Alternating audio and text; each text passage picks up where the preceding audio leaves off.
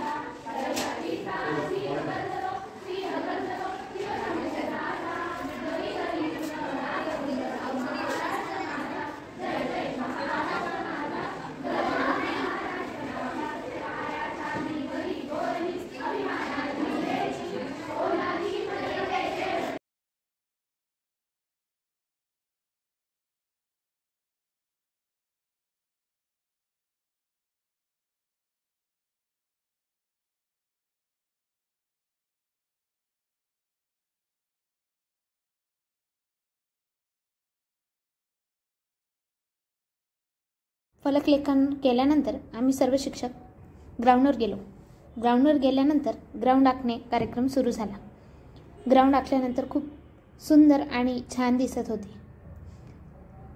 थपकीच्या सहाय्याने, मुलांच्या मदतीने आणि सर्व शिक्षकांच्या सहकार्याने खूप छान पद्धतीने ग्राउंड आखून झाले।